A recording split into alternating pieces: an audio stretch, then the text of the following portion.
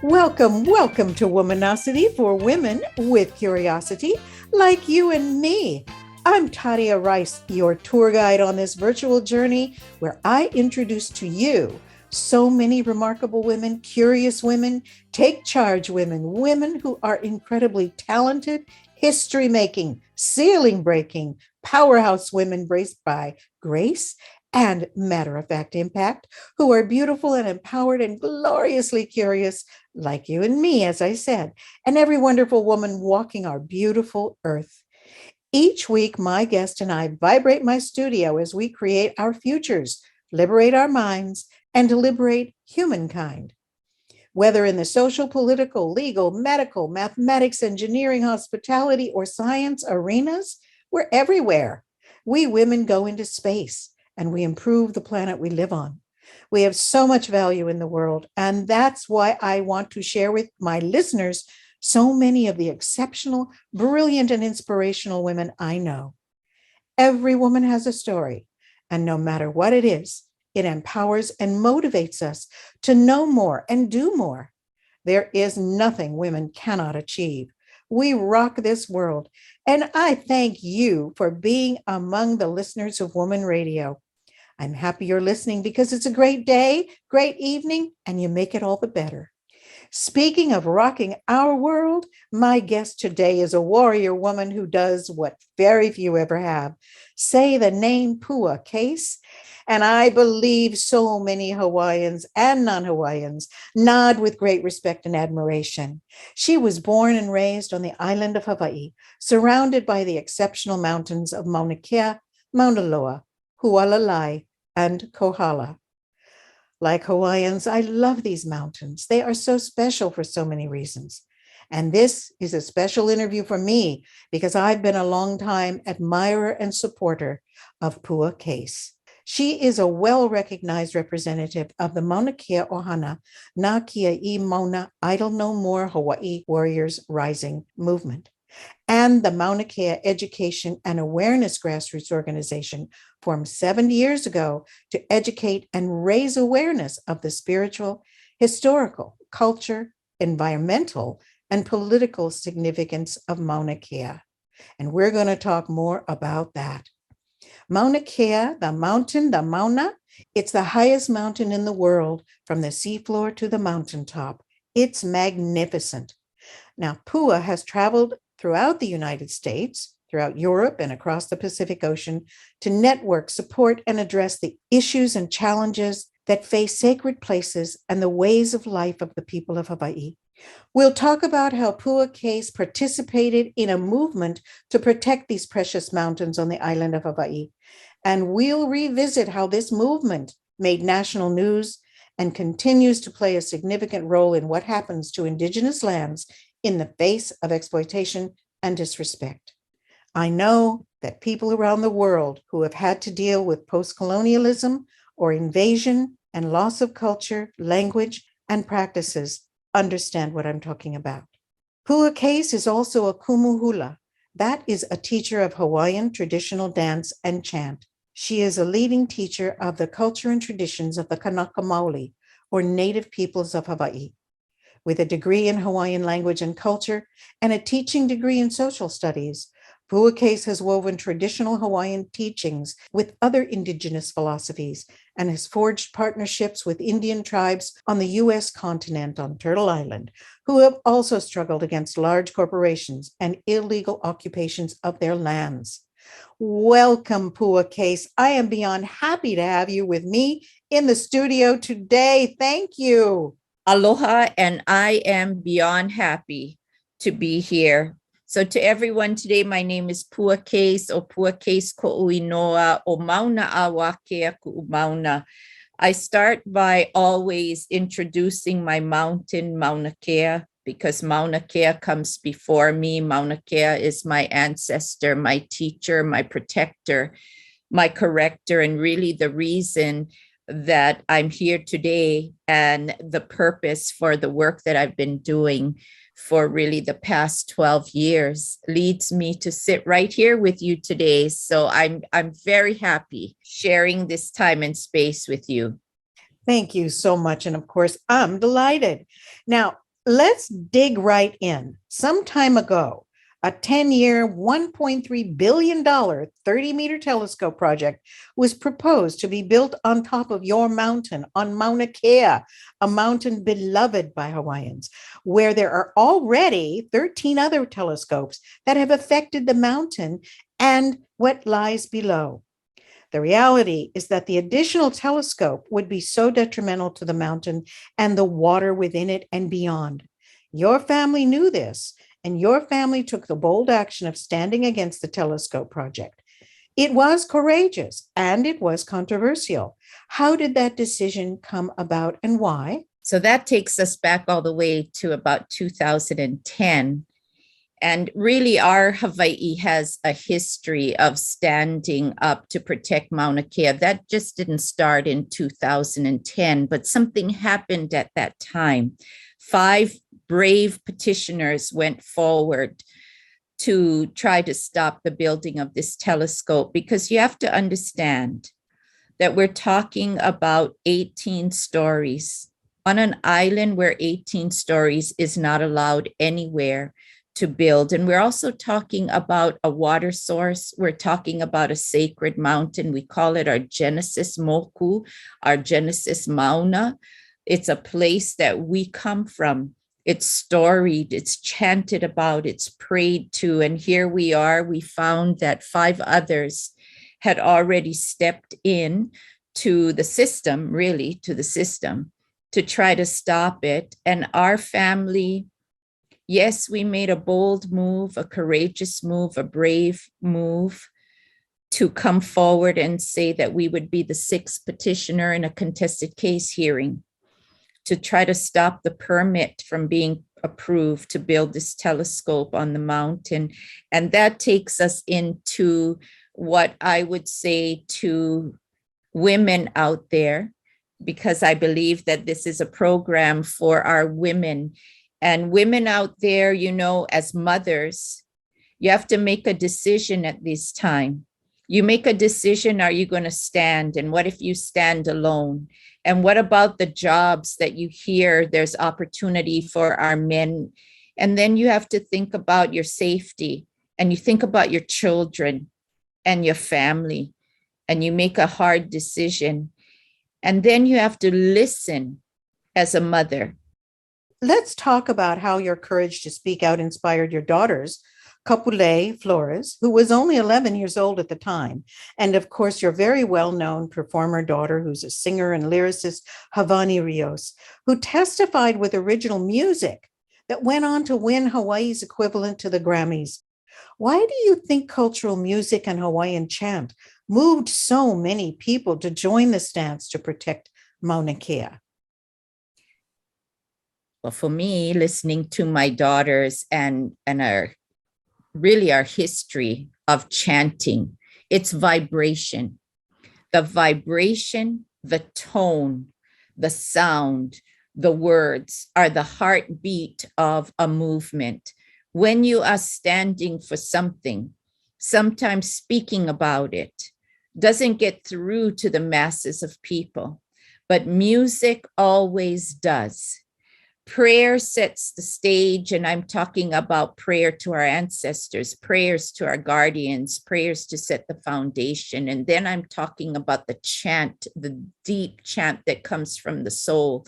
And then, of course, I'm talking about the music, especially the music written today, based on what we are standing for. And that becomes the heart and the soul of the movement, at least in the case of Mauna Kea. We found that to be true. And hundreds of compositions later, I can attest that, yes, that is so. Music is the heartbeat of the movement. And you know, that is so true of all struggles throughout history. Music has played such an important role. And friends, we're going to be listening to this music throughout the broadcast. So hang in there. I'm going to play something right after I ask Pua, one more question. I think many of us, Pua, realize and acknowledge that human beings must now stand in defense of Mother Earth. Air pollution, chemical exposure, hazardous waste, the destruction of our ecosystems, plastics all over in our oceans, especially we know that in Hawaii because of the Pacific garbage dump. So many environmental causes that lead to disease, premature death, and poverty around the world. But you see a different outcome. Please share that with us. When we stepped into this particular issue, if we call it an issue, standing for Mauna Kea against overdevelopment, against that one too many, the one too big, we know that everywhere around the world. But when we stepped into that, I saw our people change. And what I saw come out of standing is a united front. For a moment in time, we stood together and we made a commitment, a collective commitment that grew to be worldwide. And yes, in Hawaii, there is an issue for every minute of the day. We are standing for our water. We are standing for our land bases. We are standing for our culture, our life ways, because of course, everyone wants to be here. Everyone wants to buy here. Everyone wants to live here. And we are on small, little, tiny islands. And those of you who come from islands like ours, you understand that. But this is also the time when we look around where I have seen growth in our people, transformation, courage, bravery beyond anything that I have seen before 2010. We've always stood in little pockets. We've always stood strong here and there, a few here, a few there, when perhaps no one else could. But now we are a mighty force. So yes, I see issues, and yes, I see struggles, and they're all consuming. They're exhausting. But at the same time, we are rising. And when I see us rising, I know that we are doing the right thing. We are standing in pono, upright action for what we hold dear. Oh, yes, it is true. And it was interesting that what happened at Mauna Kea was televised so that the population, at least the people in Hawaii and around the world, got to see what was going on. And of course, we saw dancing, we saw chanting, we saw praying in the Hawaiian context, not the Western context. We heard language that wasn't heard so loudly before. And these were land defenders standing up and sacrificing themselves. Your daughter, Havani, was determined to stand so strong. She was willing to stand with her body. And she is a beautiful performer. And when she sang Together We Rise, Ku Kia I Mauna, it was amazing. Let's take a listen to that right now. This is Havani Rios, who wrote and performs Ku Kia I Mauna, Together We Rise. Enjoy, everyone, and don't go away. We will be right back with Pua Case on the island of Hawaii, who has such amazing information to share. Words of the wise echo in my soul, whispering, aloha is a firm commitment to pono. And I keep singing ho'okahi ka umauma.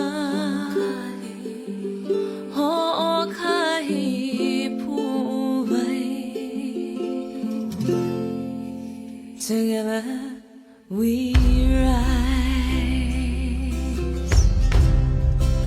Together we rise.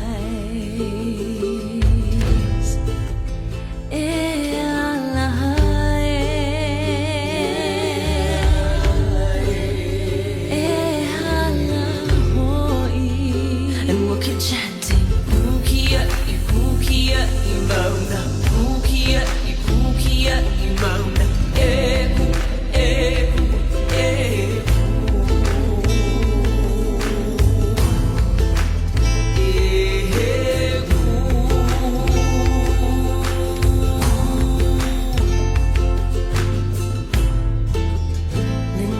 manahan one in mind lying high, remembering we're stronger united than apart, and we'll keep singing Hawai ka Mauna, Hawai Puwai. Together we rise, together we rise.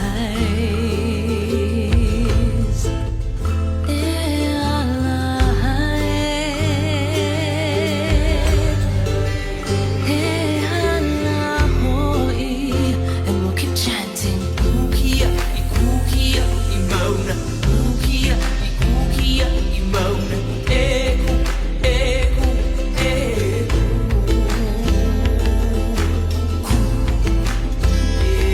Eku.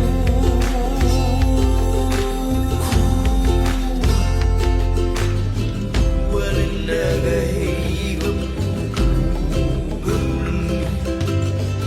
wan uwabai tunai tuagai kauge wabai kuagu babag kai magani gamagani ugarani gamagani ulaga magani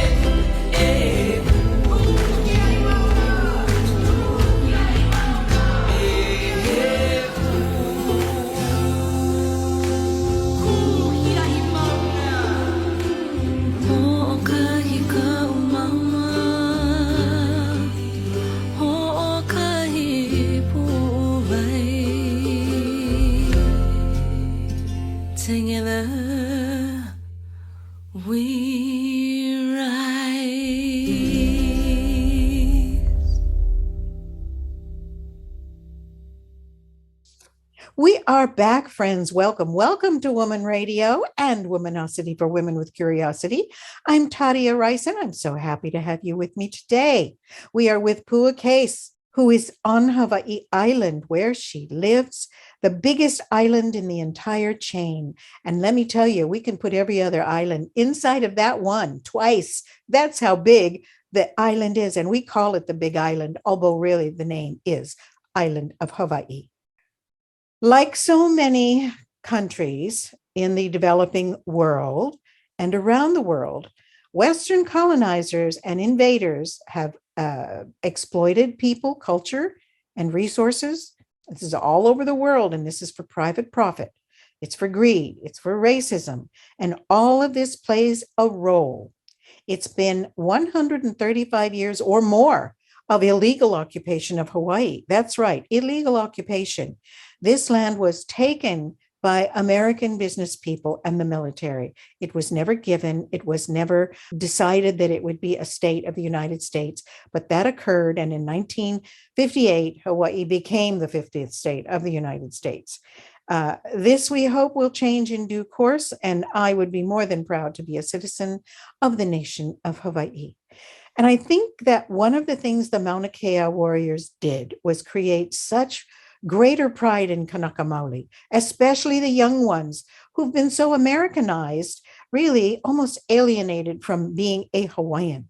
Now, what does it take for you, Pua, to keep a handle on this level of responsibility to your people, to maintain identity and to persuade and push and encourage other Hawaiians to stay close to their roots in every possible way? Well, I think one of the things foremost is that when we grew up, our parents before us, and even in my generation, we never even learned about really illegal overthrow. We knew very little about what had happened to our nation and all of the consequences from it. We just knew where we ended up, that we were fighting for every little thing that we could still hold on to, and that we had fragments of our culture, including our language at the time when I was growing up. So really, it's about diving in and learning, relearning, re-educating ourselves to the true facts by our own people and what our own historians have found out. If we don't know, then how can we stand? So knowing and learning from those who have learned about it before us and are passing on this information. I'm a middle school teacher and I didn't know so much about my own history, but we do now. And that's the beauty of it. We have our language intact. We are standing and there's no turning back for us. And we are eager to learn and we are eager to practice and we are eager to be totally involved in the future and the vision for Hawaii and our culture. So our responsibility truly is to keep learning and keep teaching and keep doing, then to keep showing up and to keep speaking up and to keep standing up. And that's what we're going to have to do. But I believe that we've evolved to know that that's what we want to do. And in that, we also want to support others around the world who are going through the same. It's about networking, alliance building, supporting one another, and strengthening, because as Havani does say in that song, together we rise, and Kukia I Mauna, stand as a mountain, unshakable. And if we all do that together, then just imagine that it will be more than a vision. It will be what comes to be, and it is what is happening right now. We are in this. You sure are. And you know, I will never forget that when you said to the authorities, who did indeed arrest many people on the mountain when you stood, you said to them, you thought you were going to raise a telescope, but instead you have helped to raise a nation. I found your words to be so profound and so inspiring. Matter of fact, everything you speak is quite inspiring and motivating. Are there other words you would like to share? What was the situation when you said this? Give us a little context, because I failed to do that. Well, it really all started in March of 2015 when we went up the mountain. We started to stand in the crosswalk. We knew the machinery had gotten up to the summit at that point. And then April 2nd comes around and the first arrests were made. And Havani's on the top of the mountain and she calls me, and I quit my job that day and I head up to the summit and speak to our people at the top and speak to the police that had gathered there.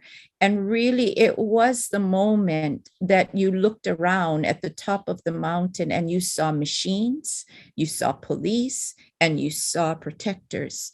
And in that very moment, you knew what was happening. We were building our nation based upon the circumstances that had been thrust upon us, an approved permit, a very controversial approved permit in a contested case hearing where we thought that we had lost, but in reality, we had won because what had happened? We had come together as a people and we had made a commitment and an agreement to stand. And from that moment on the summit of a mountain with police, machinery, and warriors, I said at that moment, and I've said ever since, from that moment, we knew there was no turning back for us. There has never been a moment when we have been able, nor wanted, desired to turn back. Yes, and you have the support of many. And interestingly, there is now a conclusion, well, not a full conclusion, but now the management of all those telescopes and all the things that happened in the past to deteriorate the mountain and the water below has changed, and it's going to now have inclusion of Native Hawaiians in the management process. That's a big deal in this state, let me tell you. Your opposition to the telescope on Mauna Kea really brought the spirit world back into the public eye for the first time in centuries. It sparked a rise in consciousness, awareness of the sacred connection between humans and ancestral landscapes. Native Hawaiian tradition teaches about responsibility. The word for that is kuleana, and reverence, keakua, like to God, to all things, all beings. Some people don't think the spiritual world has an impact on us, but you do, and I do too. Can you explain the concept of Hawaiian ancestors, who are the guides, the protectors, the teachers, and remind us all how naturally gifted we are? That's a question that is really way more than 2 minutes, I have to say. So I'm going to really try to condense this. I will say that my family has been in this stance for Mauna Kea solely led and guided by our ancestors and the spirit world. And how does that occur? There are members of our family that can see them, that can hear them, just like our people did in the past when it was not such a thing that was something you would think was not possible. It was their everyday connection as close to the environment where they could hear the voices in the wind. They could see the spirit of the water.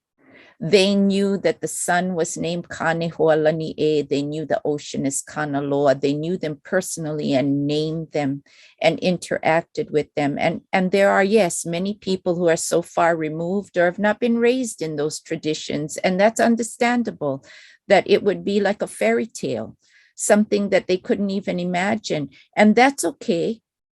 But we stand stronger because of our connection. We have walked in their footsteps.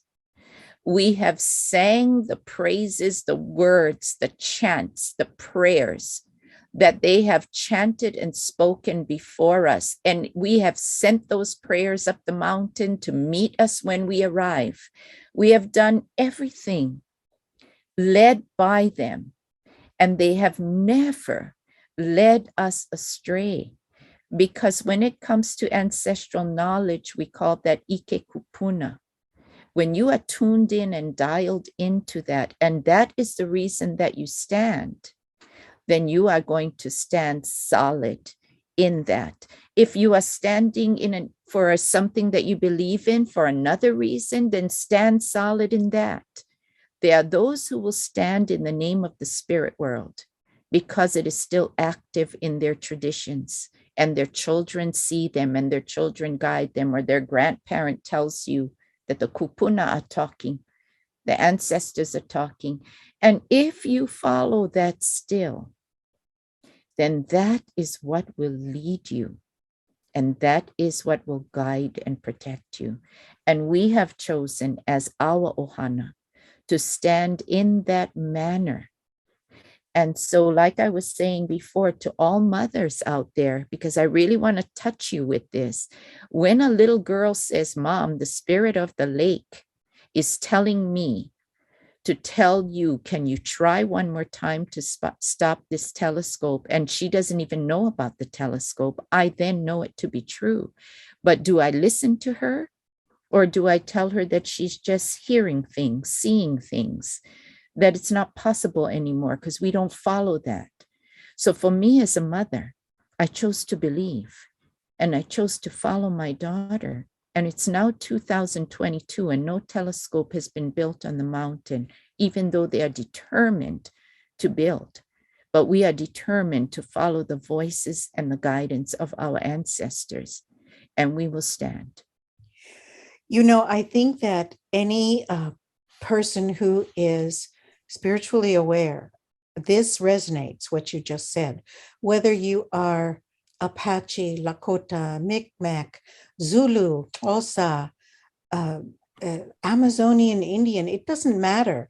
People who are still connected to the spiritual world know that there is a balance between the material or Western world, and recognize where the borders lie, because that really is the underlying purpose and reason that you take action, is because you know when something is sacred and you know when it speaks to the heart and to the soul. And this is something that I wish more Westerners could embrace and understand. And I think slowly but surely it is occurring. But what you're talking about is deep, deep, deep. Very deep level stuff. Yes, it is. But indigenous peoples know it. They do. It's Westerners who need to connect. And I think once in history, they probably did. You know, Europe was not always what it is now. And they certainly had these beliefs and sacred spaces. We know that from Stonehenge.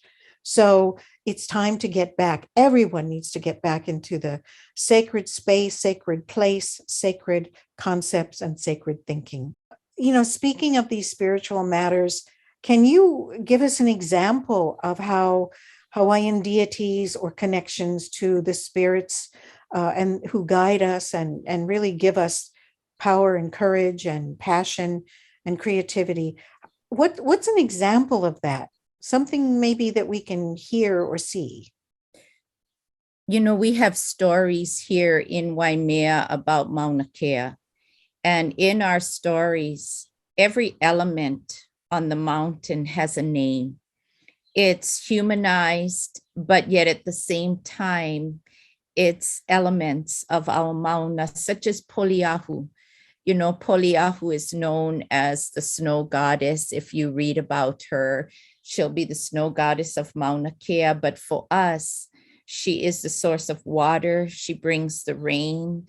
She is the snow. She cleans the mountain. She is the spirit of the mountaintop. Poliahu, she is the cape that she wears. She is what we look at in the morning when the sun rises and we look at the mountain and the mountain is pink or it's laced with orange. And we know that Poliahu is in the embrace of the sun and the red sky. And it's something that is so hard to explain, but I think that Havani does it really well. You know, she has a song that she wrote early on in the movement, and it's called Poliahu Ike Kapu. And in that song, she speaks of Poliahu and she calls to her. And she says, answer me, Poliahu. And it was one of the earliest songs of this movement where we actually said, Poliahu, we believe in you. answer us, empower us. This is what you are to us, and you will be that woman, deity, that spirit that inspires us to rise and to move and to interact with the Mauna as we interact with this song. So I think Havani just, it touched her that she was going to rise like Poliahu and she was going to be the Mauna. So let's listen to that most beautiful song by Havani Rios. Exceptional, exceptional singer and beautiful, beautiful Hawaiian woman. Poliahu Ike Kapu. Ladies and gentlemen, enjoy this most beautiful song. We'll be right back.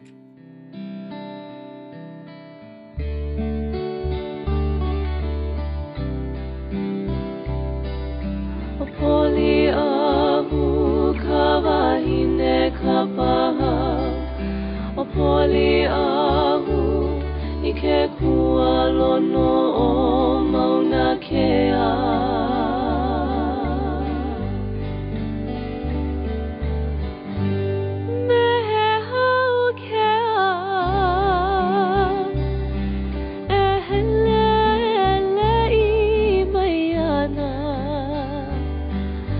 Mauna Kohala e mai oe.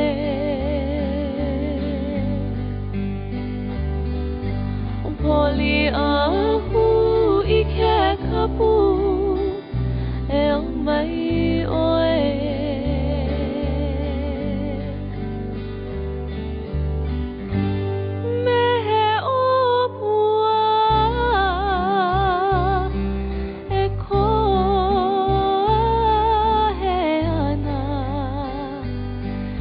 Makani ko ili e mai oe.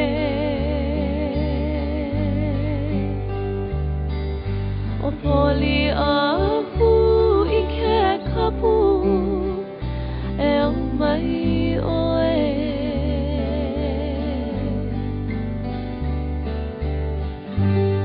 Mehe hoku kupanaha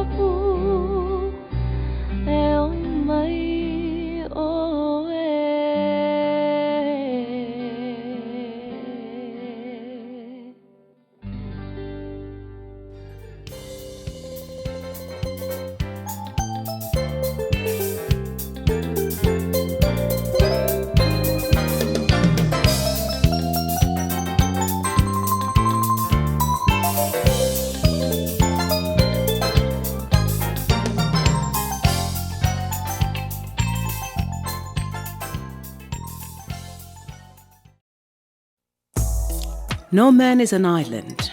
Ladies, let's open up and discuss issues, whether good or bad. Platforms are there. Woman Radio happens to be just one of them. I'm inviting you on the couch to further discuss areas of concern every Thursday from 10 a.m. South African time to 12 noon. On the couch with me, Yvonne Chaka Chaka, here on Woman Radio, well-organized man, for we are. Meet me at the party on the couch. Hi, everyone. This is Shireen Janti, Senior Director at Music Cares of the Recording Academy, otherwise known as the Grammys. I love this radio station. I love this talk. Woman Radio helps give women the voice they need, and I thank them for supporting women. I'm listening to Woman Radio, and I hope you are too. Hello, hi, muraho, mwaramutse, mumeze mute. My name is Hope Azeda. I'm an artist from Kigali, Rwanda. You are listening to Woman Radio. I am listening to. Welcome, Murakazanese.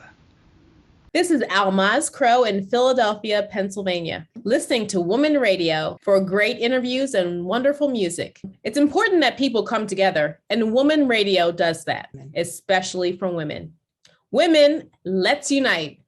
We gotta take over this world. While I listen to Women Radio, and I hope you do too. Mosha Vi'i. My name is Kerishi Tendero from Namibia, and you are listening to Womana Radio for well-organized men. I'm listening too. Hi, I'm Disero Mamabulo from Light of Africa, South Africa in Pretoria. I listen to Women Radio when I want to learn new things or hear new music. The shows are always stimulating, from on the couch to womanicity. There is always something interesting or inspirational. I'm glad you are listening too. This is Barbara Nussbaum in Cape Town, South Africa. I love Woman Radio. I listen as often as I can. The music is wonderful and the guests are absolutely inspiring. I hope you're listening too. Mna ndingukhwezi futhi ucenenda and ndithanda ukumamela iWomen Radio. Ndizokufunda izinto ezintsha, ndive nomculo omnandi. Iinkqubo zabo zimnandi kwaye zisebenzisa ingqondo. Ukusukela On the Couch to Womanicity, hlala kukho into emnandi yokumamela nemfundiso entsha. Ndithanda kakhulu ukuba ngummameli. Ndiyavuya ukuba nawe umamele. Ich bin Leila Tavanaro Hedarian aus Wien und höre Woman Radio. Ich lerne so viel Interessantes von den Radiomoderatorinnen und liebe die Musik. Ich freue mich, dass ihr auch Woman Radio hört. Womanosity is like a good cup of coffee with a new friend, somebody I'd never have a chance to meet. Sometimes it's a new idea or thinking about an old one in a new way. It's girlfriends. It's Tadia. And it's all good. This is American artist, writer, and girlfriend Jenny Cooley in Santa Fe, New Mexico.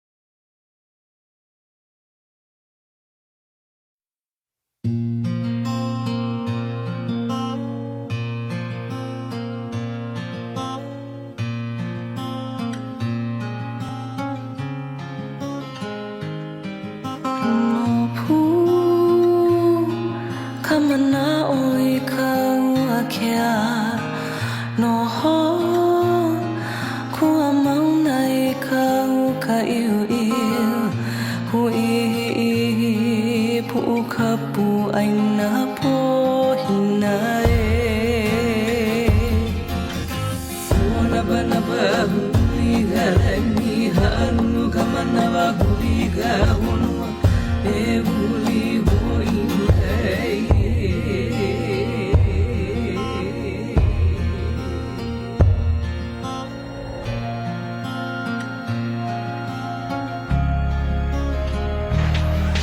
Ahu haiva hine kama uhu lei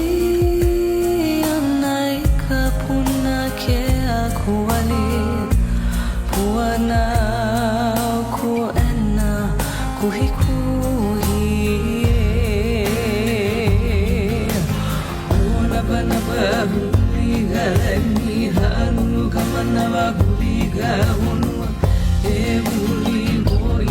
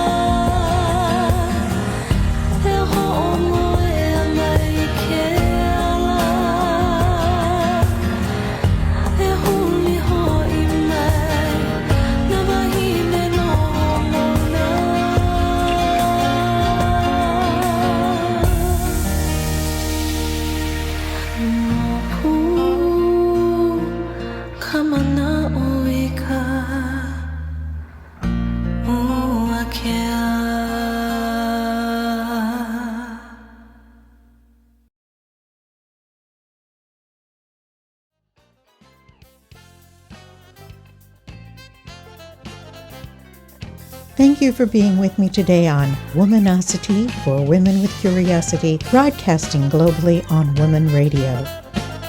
Enjoy great interviews with remarkable women and music from around the world. Join me, won't you?